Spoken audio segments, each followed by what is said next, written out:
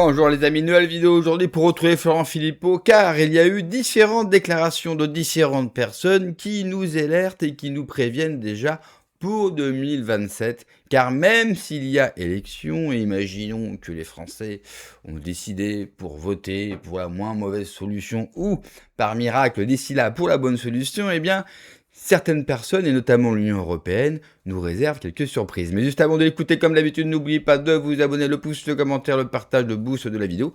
On l'écoute et on en parle juste après. Alors, Mathieu Chanel, Valérie Ayé annonce-t-elle à son tour un scénario à la roumaine possible pour la France en 2027 ? Oui. Mais alors là, je vais parler de Jean-Noël Barrot. Les pièces du puzzle se mettent en place. Jean-Noël Barrot, bien sûr, le ministre des Affaires étrangères, qui crache le morceau. Car nous avons vu, on peut parler de Valérie Ayé, on va en parler, on pourrait parler de Nathalie Loiseau. Nous voyons qu'ils ont deux options s'ils veulent bidouiller vraiment gravement l'élection présidentielle, qui est toujours de toute façon bidouillée par ne serait-ce que par l'exposition médiatique. Enfin, il y a déjà des bidouilles normales, mais là on va parler de choses lourdes. Ils ont deux voies. Soit l'annulation totale par une guerre, par un climat très avancé de guerre, une Zelensky. Soit l'annulation juste avant ou a posteriori par l'argument de l'ingérence étrangère. Voire maintenant l'ingérence intérieure, puisqu'ils ont lancé le concept, on en reparlera. Mais là, on va rester sur l'ingérence étrangère, qui est quand même la forme normale d'ingérence. Russe, bien sûr, russe ou trumpiste.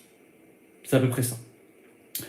Et alors là, vous avez, à la faveur d'un tweet d'Elon Musk, qui a dit, il a mis un tweet, je crois, cette semaine, Marine Le Pen est la seule chance qu'il reste de sauver la France, un truc comme ça. Ce que personnellement, alors je jugerais vrai si, je l'ai expliqué, elle profitait de sa candidature pour faire une nouvelle révolution en interne et reprendre le Frexit comme programme. Là, ça pourrait être vrai. Ça n'en prend pas le chemin pour l'instant. Donc, pour l'instant, je juge que c'est faux. Parce qu'avec le programme actuel du RN, Marine Le Pen ou pas, c'est pas une chance pour sauver la France. Pour l'instant, c'est évident que non. Mais bon, partons de ce que dit Musk. On va pas aller sur le jugement de fond. Vous connaissez déjà mon jugement de fond par cœur. Musk dit ça, écrit ça sur Twitter, sur X. Et alors là, vous avez Jean-Noël Barrot qui rebondit en écrivant ce 16 juillet sur son compte X, donc ministre français des Affaires étrangères, je cite, « Soyons clairs, la France et les Européens, on se demande ce que viennent faire les Européens dans l'élection présidentielle française, hein. La France et les Européens, mais c'est un aveu pour moi, ne toléreront aucune tentative d'ingérence étrangère dans leurs processus électoraux, d'où que cela vienne. » Barrot.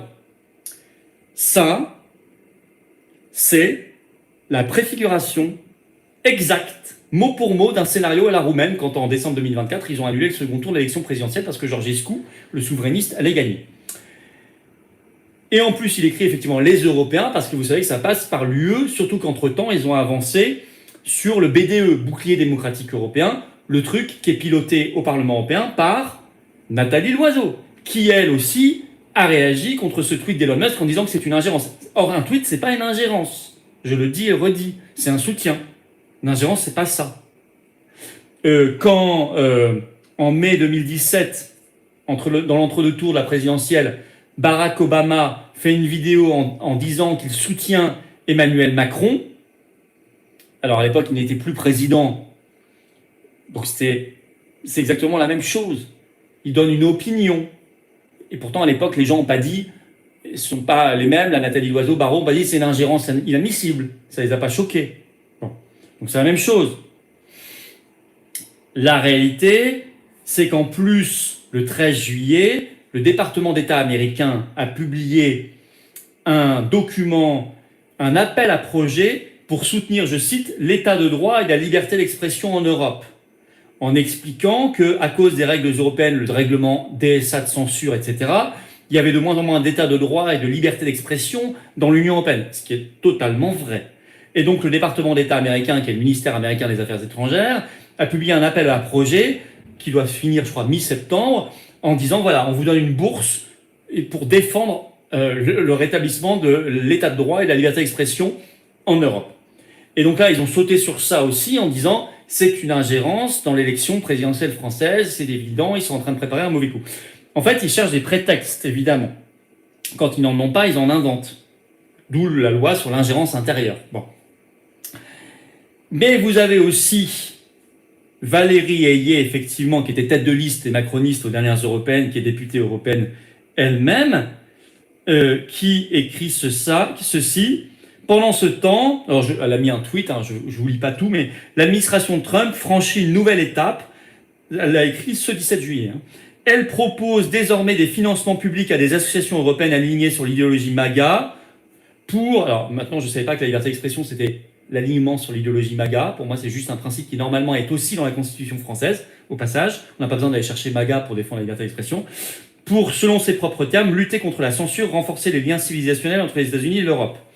Quand les soutiens politiques, les algorithmes et désormais les financements étrangers convergent dans la même direction, il ne s'agit plus d'une succession de coïncidences, mais d'une attaque contre notre modèle. Donc notre modèle, c'est donc la censure, c'est ce qu'elle avoue. Hein. L'Europe dispose des outils pour protéger ses démocraties. Attendez, réécoutons la phrase. L'Europe, donc c'est l'Union européenne, hein, l'Europe dispose des outils pour protéger ses démocraties. C'est quoi les outils? DSA, BDE... Hein. Utilisons tout notre arsenal législatif, arsenal c'est une arme, hein, et réglementaire pour nous assurer que ce sont ni les algorithmes ni les milliardaires qui détermineront le choix des électeurs. Ça, mesdames et messieurs, donc Valérie Ayé, c'est un appel clair et net à un scénario à la roumaine pour l'élection présidentielle française, qui peut mener donc à une annulation. C'est quand même... Je crois qu'ils n'ont jamais été aussi clairs. Si besoin. Comme Thierry Breton avait dit, si besoin, on fera ce qu'on a fait en Roumanie, en Allemagne. Ils n'ont pas eu besoin, puisque l'AfD, à l'époque, n'a pas gagné d'un cheveu, mais si l'AfD devait gagner, voilà. Alors, parfois, quand ça ne va pas assez loin, ils inventent des concepts. Alors là, ils ont inventé le concept d'ingérence intérieure. On a été, nous les patriotes, le premier mouvement politique français à sonner l'alarme. Il y a eu des lanceurs d'alerte sur les réseaux, que je salue, mais je parle des mouvements politiques français. On est le premier mouvement politique français, et c'est notre rôle, hein, à sonner l'alarme. J'ai fait une vidéo très vite sur cette loi d'ingérence intérieure qui va arriver au Sénat par une proposition de loi de 3 sénateurs à la rentrée, qui est quand même soutenue par des ministres macronistes. Donc attention, hein, c'est pas une loi complètement anecdotique qui n'a aucune chance. Si le gouvernement soutient, attention. D'autant que je n'ai pas encore, pour l'instant, entendu sérieusement les partis politiques d'opposition au Parlement s'indigner. Alors, grâce à notre pression, un des 3 sénateurs qui a soutenu ce texte au départ, Agnès Evren, a retiré son soutien. Alors, est-ce que c'est une manœuvre ou pas? À la limite, peu importe. Elle l'a publiquement fait par un communiqué, ce qui affaiblit leur camp, ce qui renforce le nôtre. Et évidemment, elle ne l'aurait pas fait si on n'avait pas fait toutes les pressions nécessaires. Donc, c'est déjà ça. Mais alors, on va évidemment plus loin, puisque nous avons lancé la pétition nationale contre cette loi totalitaire, contre les ingérences intérieures, c'est-à-dire l'ennemi de l'intérieur. Après le direct, vous trouverez le lien vers la pétition nationale sous la vidéo en description. Sans vouloir faire injure à Florent Philippot, je ne crois pas que c'est sa pression ainsi que ses fans qui ont permis que cette députée se retire. Et je ne pense pas non plus que cette pétition, comme les 10 millions d'autres pétitions que nous avons fait et signées et qui n'ont eu aucun impact, qui changera les choses. Et j'ai bien peur que dans le même temps, si la plupart des Français seraient au courant ou connaîtraient ce projet de loi, rien ne nous garantit que les Français seraient contre, car tout ce qu'il s'est passé ces dernières années nous ont démontré que les Français étaient plutôt pour, malheureusement. Pour revenir sur cette ingérence et sur cette possibilité que l'élection 2027, en tout cas que le résultat, ne soit pas validé. Ça me paraît compliqué dans un pays comme la France. Alors tout est possible, mais cela me paraît compliqué. Je pense qu'en France, ils vont plutôt censurer en amont toutes les voix dissonantes que vous pouvez retrouver sur Internet. On va me répondre, oui, mais regarde, ils l'ont fait, et c'est l'exemple que prend Florian en Roumanie. Oui, mais c'est plus facile, avec tout le respect que j'ai pour la Roumanie, de le faire en Roumanie ou dans d'autres petits pays qu'en France. Ça me paraît plus compliqué de le faire ici. Non seulement pour la grandeur et la complexité, bien sûr, de la France par rapport à la Roumanie, mais c'est surtout que les Français, contrairement à la Roumanie, à la Bulgarie, à beaucoup de pays d'Europe de l'Est, ils n'ont pas la même défiance par rapport à l'Union européenne que nous. Même si certains vont me citer, bien sûr, l'AfD. Et justement, je vais y venir. Pourquoi ils n'ont pas la même défiance? Car l'AfD, c'est surtout un parti allemand, oui, mais de l'Allemagne de l'Est, qui ont un point commun avec les autres pays de l'Est. Ce sont des pays qui ont connu l'Union soviétique, c'est-à-dire que ce sont des pays, des populations qui ont déjà connu une structure supranationale. C'est-à-dire que eux, dans leurs souvenirs pas si lointains, parce que l'Union soviétique, ça ne remonte pas à 300 ans, ils savent ce que c'est. Quand quelqu'un d'autre, des étrangers, eh bien, s'en prennent à votre souveraineté, s'en prennent à vos libertés et ont un contrôle total sur vous.